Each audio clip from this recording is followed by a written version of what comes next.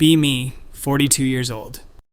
Been thinking about this every day for 8 months now. Can't sleep, can't focus, feel like my chest is caving in. My son turned 16 in March. He lives with his father now. He won't speak to me, won't answer texts, blocked my number, told his father to tell me to stop trying. This is my fault, and I need to write this down because I'm losing my mind. Let me start from the beginning. 2008. I'm pregnant. Marriage already shaky. Husband Mark and I barely connecting anymore. He's in finance, works late. We've grown into different people. But I'm excited about this baby. Been reading everything I can about child development, psychology, societal conditioning.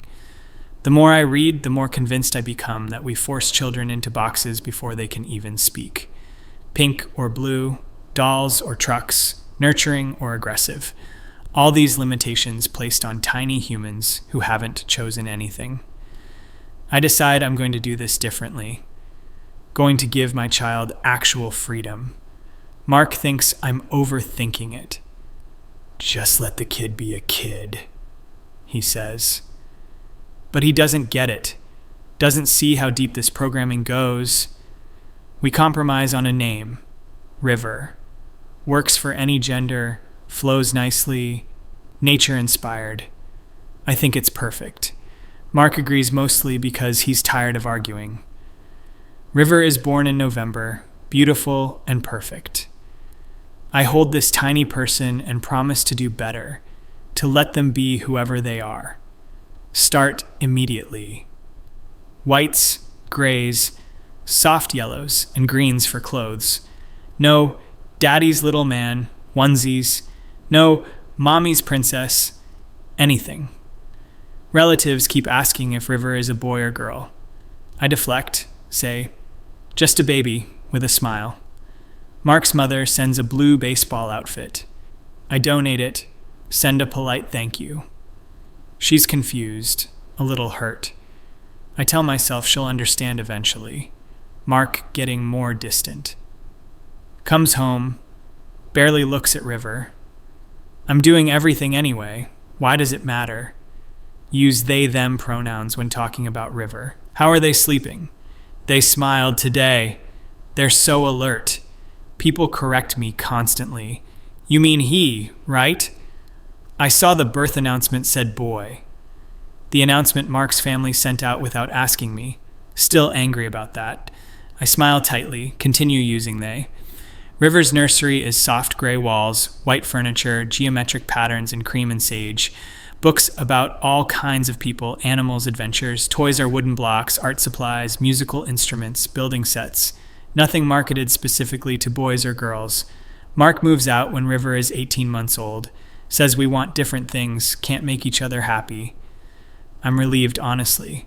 Now I can parent the way I know is right without constant pushback. We do 50-50 custody initially. River goes to Mark's apartment every other week. I make sure to send River's clothes and toys. Mark starts buying different clothes. I find them in River's bag. Bright blue shirts with dinosaurs and trucks. I'm furious. We have a screaming match over the phone. You're undermining everything I'm trying to do. I'm just buying my kid clothes, Sarah, normal clothes. There's nothing abnormal about what I'm choosing. You're imposing gender stereotypes on a toddler. He hangs up on me. River is 3, needs to start preschool. I choose a progressive co-op, very inclusive, lots of discussions about child-led learning. Enrollment forms ask for gender. I write, child chooses not to identify. Director calls me in for a meeting. She's kind but firm. We need this for records. It's just a form. And forms like that are how we begin limiting children. Long conversation, eventually they let me leave it blank. Small victory. River's teacher is supportive, uses they, them, lets River explore all the play areas. Other parents start asking questions. Playdates become complicated. One mother asks point blank, so what is River really? I explain my parenting philosophy, how I'm not imposing gender, letting River discover themselves. She nods slowly, never invites us back. River starts asking questions around age 4. Mama, Am I a boy or a girl? You're River, sweetheart. You're whoever you want to be. But am I a boy? Do you feel like a boy? Confused little face. I don't know. Then you don't have to choose yet, baby. Seemed satisfied then. Mark pushes for more custody, claims I'm confusing River. Lawyers get involved. Expensive, draining, ultimately we stay 50-50. Judge notes that my parenting is unconventional but not harmful. I feel vindicated. River is 5, starting kindergarten. I've prepared for this, enrolled in a very progressive private school. Costs a fortune, worth it for the inclusive environment. They have gender-neutral bathrooms, diverse curriculum, anti-bias training for all staff. River seems happy enough, brings home artwork, talks about friends. I notice all the friends have typical names: Emma, Jackson, Sophia, Lucas. River never has anyone over to our house. I ask why. I go to their houses instead. Something feels off, but I don't push. 6 years old, River asks again. The kids at school say I'm a boy. Well, what do you think? I think I'm a boy too. My heart sinks a little. You can be a boy if that feels right, River, but you don't have to let other people tell you who you are. I want to be a boy. Okay, sweetheart, we can explore that. I keep the pronouns neutral at home, tell myself River is too young to really know, might change their mind.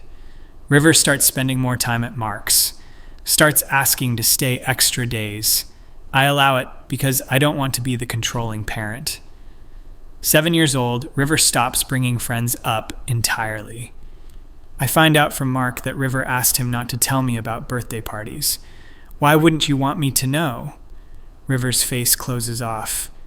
You always make it weird. Weird how, baby?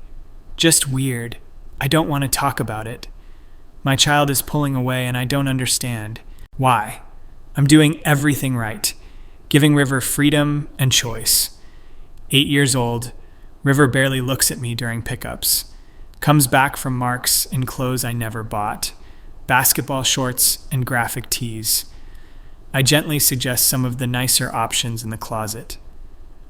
I don't like those clothes, Mom. You used to wear them just fine. I wear what I want at Dad's. The accusation in that statement. I try to stay calm. You can wear what you want here too, River. I've never stopped you. You make a face every time. Do I? I don't think I do. I'm just not used to seeing you in such commercial things. River walks away from me mid-sentence. 9 years old, River asks if I can use he/him pronouns. I feel like I've failed somehow. All this work to keep options open, and River is choosing the path society laid out anyway. I tell River we can discuss it, that I want to make sure he's choosing this for himself, not because of peer pressure. I'm not a they, Mom. I'm a he. Everyone knows it but you. I just want you to be sure. I am sure.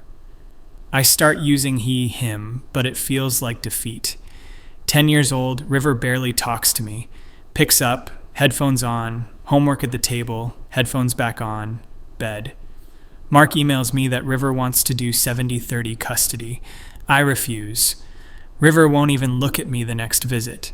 I try to plan activities, museum trips, cooking together, art projects. He's polite but distant. This isn't my baby anymore. 11 years old, I find out River has been lying about his name at school. Tells everyone it's Ryan. I'm devastated. River is a beautiful name. It's unique. It's yours. I hate it. Everyone makes fun of it. Everyone thinks I'm a girl before they meet me. Then those people are small-minded. Or maybe you're the one who's wrong. My child said that to me. I ground him for disrespect. He calls Mark. Mark picks him up early. Another lawyer letter about custody modification. 12 years old, barely see River anymore. He's there physically, but completely checked out. I try to talk to him about his interests. He likes basketball, video games, normal boy things. I hate that I thought normal boy things. I try to engage anyway. Ask about games, he gives one-word answers. Ask about basketball, he says I wouldn't understand. Try me. You don't actually care, Mom. You just want to fix me. I don't want to fix you. You're not broken. Then why do you always look so disappointed? I'm not disappointed in him. I'm disappointed in society for limiting him. I try to explain this. He goes to his room. 13 years old, River. Ryan now legally.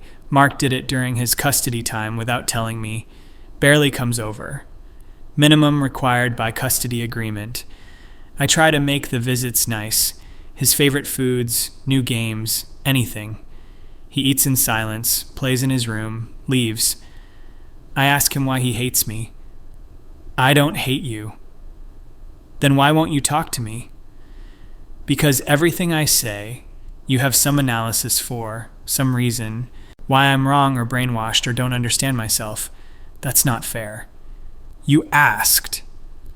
14 years old, he tells me about a girl he likes. I'm actually happy he's sharing. What do you like about her? She's funny, she's smart, she's pretty. Pretty in what way? Like, what makes someone pretty to you? His face hardens. Never mind. No, I'm interested, tell me. Forget it, I'm not doing this with you. Doing what? This thing where you make everything a lesson. I wasn't. I was just curious about his thought process. Wasn't I? 15 years old, he comes over less and less. Mark and I are back in court. Ryan testifies, asks to live with Mark full-time, tells the judge I make him uncomfortable, doesn't elaborate despite the judge asking. I'm granted every other weekend. Feels like my heart is being ripped out. I write Ryan letters, try to explain, never get responses. 16 years old. March, his birthday. I send a gift to Mark's house, a thoughtful book about identity and self-discovery. Mark calls me. He doesn't want this, Sarah. It's a gift. He doesn't have to read it. He asked me to ask you to stop. Stop what? Caring about him? Stop trying to make him into something he's not. I never did that. That's the opposite of what I did. You really don't see it, do you? Click. I show up to Mark's house the next weekend for my visitation. Ryan comes out, won't get in the car. I'm not coming. Ryan, it's my weekend. I'm 16. I can choose. I already talked to Dad's lawyer. Please, can we just talk? I don't want to talk to you. Why? What did I do that was so terrible? I gave you freedom. I let you choose. You never let me choose anything. You chose everything. You chose my name, my clothes, how people talked about me. You chose to make me an experiment. I'm crying now. I was trying to protect you from rigid gender roles. I didn't need protecting from being a boy, Mom. I needed a mom who would just let me be a boy without making it a statement. He's crying too. River. My name is Ryan. It's been Ryan in my head since I was 6 years old and figured out that's what I should have been called all along. But you couldn't handle that because it didn't fit your plan. I changed it legally when you asked. 3 years after I asked, Mom, 3 years of you trying to convince me I was making a mistake, that I was too young to know, that society was pressuring me. I wanted you to be sure. I was sure. I'm the one who lives in my head, but you didn't trust me. You never trusted me to know myself. That's not true. Every friend I had, you analyzed why I chose them. What it meant, every toy I liked was a conversation about marketing and gender norms. Every shirt I wanted was me giving in to societal pressure. I was 6, 7, 8. I just wanted normal clothes and a normal name and a mom who wasn't constantly studying me. I'm sorry. I'm so sorry. I thought you thought about you, about your ideas, about being right. You never thought about what it felt like to be me. Mark comes out. That's enough, Ryan. Go inside. Ryan goes, doesn't look back. Sarah, you need to leave. Mark, please, I need to fix this. You can't fix this. It's not a project. He's a kid you hurt, and he doesn't want to see you. I'm his mother. Then you should have acted like it. I drive home. Can't see through tears. That was 3 months ago. I've texted, called, nothing. Mark responds occasionally with, he's not ready. My mother says I should give him space. My sister says I should have seen this coming. My few remaining friends don't know what to say.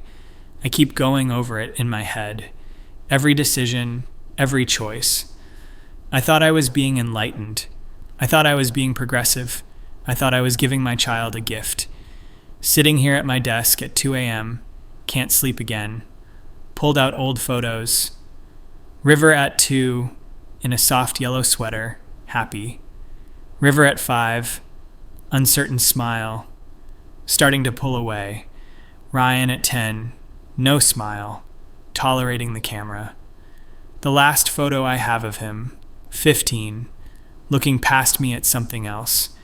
I wanted to free him from boxes, but I put him in one of my own making. I told myself I was letting him choose, but every time he chose, I questioned it, wanted him to choose again, choose differently, choose more carefully, because his choices didn't align with my vision of freedom. He said I made him an experiment. He's right. I was so focused on raising a child free from gender constraints that I never saw him, the actual person, who knew he was a boy, who wanted to be called Ryan, who just wanted his mom to say, "Okay, I see you, I hear you, I trust you." Instead, I said, "Are you sure? Let's examine why you think that. What does being a boy mean? Aren't you limiting yourself to a child, my child, who just wanted to be himself? I thought society was the enemy, thought I was the one protecting him, but I was the one he needed protection from." I turned his entire childhood into a referendum on gender politics. Every playdate, every birthday party, every piece of clothing. Nothing was just normal. Nothing was just his.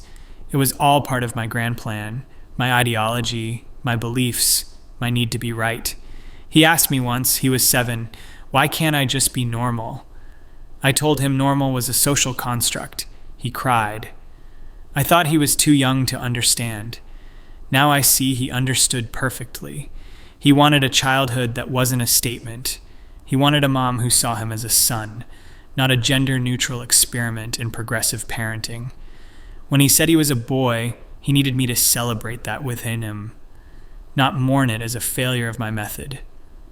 When he asked to be called Ryan, he needed me to understand that names matter, identity matters, and his feelings mattered more than my philosophy. Instead, I made him wait, made him prove it, made him defend his own sense of self to his own mother. What kind of parent does that? I was so afraid of imposing gender on him that I imposed something worse.